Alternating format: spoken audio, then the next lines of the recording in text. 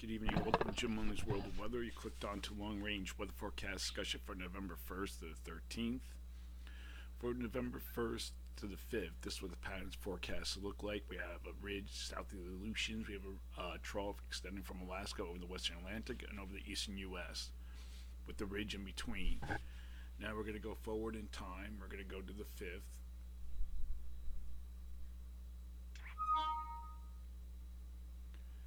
And the pattern kindly slowly progresses to a zone of flow. We still have our trough here in the east and from Alaska over the eastern Pacific.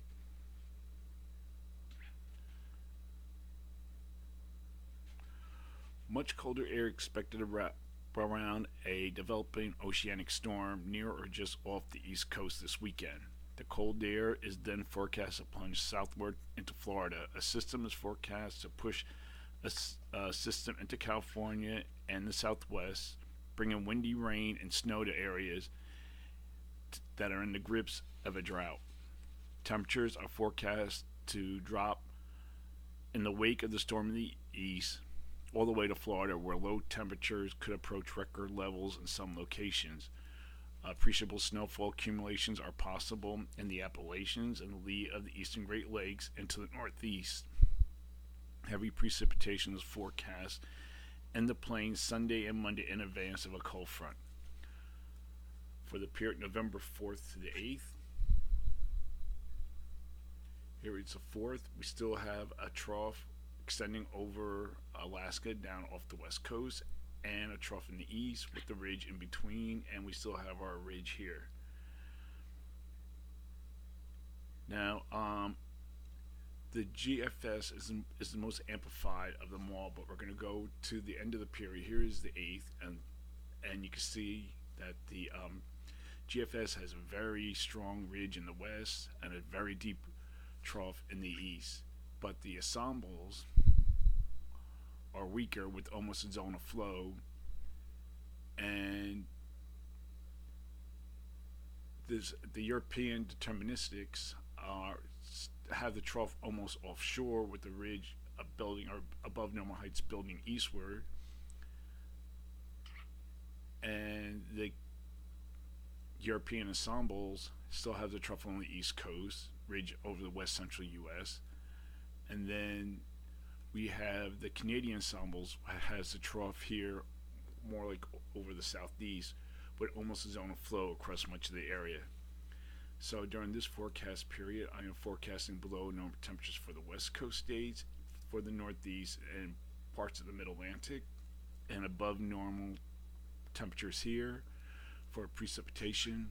I'm forecasting above normal precipitation for the northwest, and for this region here into the Ohio Valley, and below normal precipitation for this region. For the period November 9th to 13th.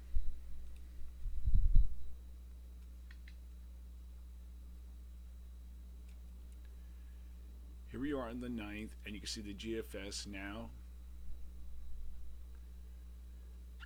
still has a fairly deep trough. We're going to go forward into time, and you can still see that it holds on to the trough, starts to weaken a little bit. As this ridge it buckles here, we still have our trough over the eastern U.S.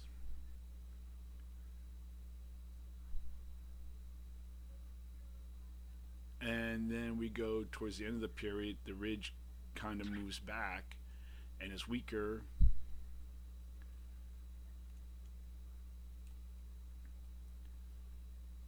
And then we go to the 12th, it kind of still hangs on the same thing, but now the ensembles are depicting zone of flow at near to above normal heights across much of the nation, and the same thing with the European deterministics, although the pattern seems like it de-amplifies a little bit and then kind of amplifies again towards the end of the period. And Canadian ensembles depict a zone of flow pretty much through the whole period. So during this forecast, I am forecasting below normal temperatures for the West Coast states and above normal temperatures from the Rockies to Atlantic coast, and for precipitation, forecasting below normal precipitation for the southern Rockies and below normal precipitation from the southern plains into the Ohio Valley.